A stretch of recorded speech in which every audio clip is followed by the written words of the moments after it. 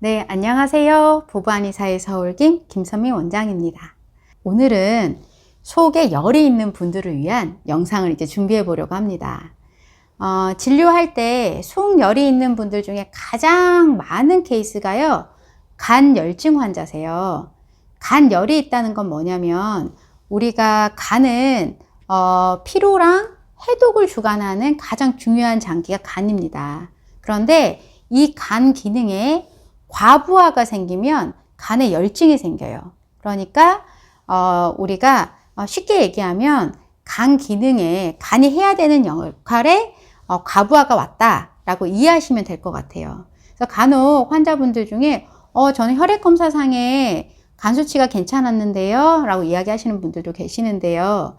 실제 우리가 간 수치가 높다라고 하는 거는요, 이미 간 세포에서 이 세포가 깨지면서 이 안에 있는 효소가 혈액 내로 나와서 혈액검사상에서도 이제 발견할 수 있는 게 사실 간 수치가 올라간 거거든요.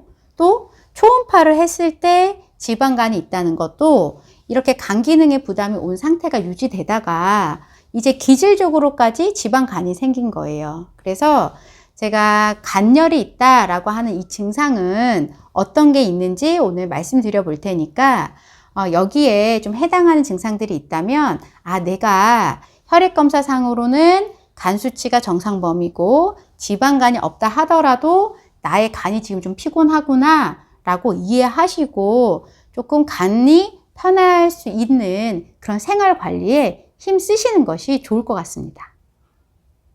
네, 간열이 있는 분들에게 나타나는 이런 증상의 특징에 대해서 제가 이제 말씀드려 볼게요. 제가 보통 간열이 있다라고 하면 아까 말씀드린 것처럼 간 기능에 조금 과부하가 됐다라고 설명을 드렸는데요. 여기서 간 기능이라는 거는 우리 양방적으로 말하는 딱 리버, 그 간의 역할만을 말하는 것은 아닙니다. 이제 한의학에서 말하는 이 장부 중에 간에서 주관하는 이 역할에 과부하가 왔다라고 이해하시면 될 것 같아요. 그 첫 번째가 바로 피로감입니다. 앞선에서 말씀드렸는데 간은 피로하고 해독을 주관하는 굉장히 중요한 장기거든요. 그래서 이렇게 간 기능에 과부하가 오면 일단 피로감이 굉장히 많습니다. 그래서 쉬어도 뭔가 피곤하고 뭔가 기운이 나는 거를 챙겨 먹어도 피곤하다라는 말씀을 많이 하세요. 두 번째로는요, 우리가 간 기능에 이제 저희가 포함되는 것 중에 하나가 담즙 분비거든요. 그래서 담즙 분비가 원활하지 않으면 소화불량이 와요. 이 소화불량은 소화기가 약해서 오는 소화불량하고 사실 좀 다르세요. 이제 뭐든지 먹으면 그냥 소화도 안 되고 오래 머무르고 답답하고 입맛이 없고 이런 게 아니고요. 사실 이게 좀 간열 환자들은요, 보통은 뭘 좀 잘 드세요. 예, 지금까지 뭘 잘 먹고 특별히 소화에 문제가 없었는데 간에 열이 발생하면서부터 조금 더 더부룩하다거나 소화가 안 되는 증상을 그때부터 호소하시는 경우가 많이 있습니다. 그리고 우리가 이제 간이 위치한 부위가 이제 우측이거든요. 그래서 흉역고만이라 그래서 우리가 우측 혀파부 아래쪽이 여기가 뭔가 결리는 것 같거나 답답하다는 증상을 호소하시기도 하고, 실제 병원에 내원하셨을 때 복진을 해보면 그 부위에 굉장히 저항감이 심하게 있는 경우들이 이 간열 환자의 특징입니다. 그리고 옆구리가 당긴다 라고 표현하시기도 하고요. 세 번째로는요, 바로 열감이에요. 우리가 이제 간에 열이 차면 상부 쪽으로 열이 많이 올라오게 되거든요. 그래서 안면 홍조가 발생하기도 하고, 안면 홍조가 아니어도 명치를 중심으로 해서 상부 쪽으로 열감, 뭔가 답답한 열감이 있다라고 호소하시는 경우가 상당히 많습니다. 그리고 네 번째로는요, 바로 간주근이라고 그래서요, 근육 문제를 많이 일으켜요. 간은 근육을 주관을 하는데 간에 열이 차면 근육이 부드럽지 못합니다. 그래서 우리가 담 결리는 것처럼 근육이 좀 부드럽지 못해 자꾸 뭉치는 이런 증상이 나타나기도 하고요. 앞에 말씀드린 것처럼 아까 상부에 열감이 잘 발생한다고 했잖아요. 이 열감하고 이런 근육 통증하고 합쳐지면 바로 뒷머리, 우리가 뒷목이 아주 뻣뻣하다거나 어깨 뭉침이 심하다거나, 또 심한 분들은 이 후두통이라고 해서 이 근육통이 위에까지 올라가서 뒷머리가 땡기고 아파요 라고 호소하시는 경우들이 많이 있어요. 네, 다섯 번째는요, 바로 눈충혈입니다.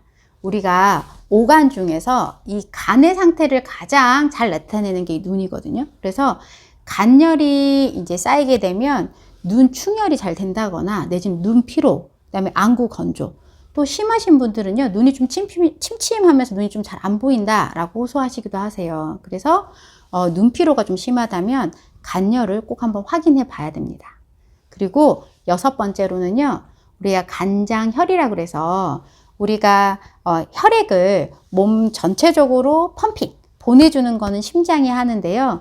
이 혈액을 모으고 저장하고 하는 거는 간에서 한다고 봐요. 그런데 이 간장혈이 잘 되어야 우리가 숙면, 잠을 푹 잘 잘 수가 있는데, 간이 이제 과부하가 돼서 간열이 발생하면 우리가 간장혈, 그러니까 혈액을 잘 보관하는 그 간의 역할을 못하면서 불면증이 온다거나 내지는 숙면이 안 되고 천면, 얇게 자는 잠, 자주 깨는 잠을 잔다거나 내지는 잠은 자는데 뭔가 어수선한 꿈을 많이 꿔서 다몽, 많은 꿈을 꿔서 개운하지 못하게 일어난다거나 이렇게 수면 장애가 발생하기도 합니다.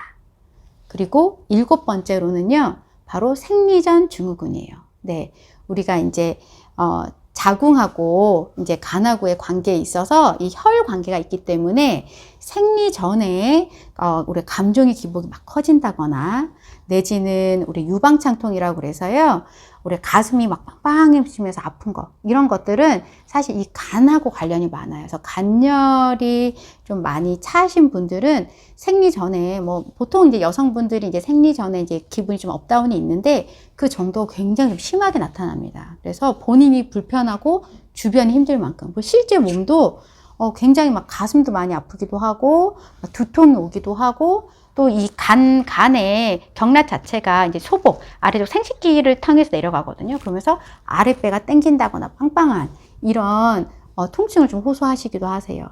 그 다음에 8번째로는요, 바로 감정적으로는 분노, 화가 많습니다. 그래서 그냥 시시때때로 막 짜증이 많고 분노가 자꾸 발생을 해요. 근데 이게 본인도 사실 잘 자제가 안 되는 경우들이 있습니다. 그래서 우리 이제 꼭 정신과에서 큰 문제가 있지 않아도 이제 본인이 이런 분노나 내지는 짜증이 많아서 일상생활이 힘들다 하시는 분들은요, 꼭 간열을 잘 확인하셔가지고 간열을 푸는 치료를 받아보시기를 정말로 강력하게 권합니다.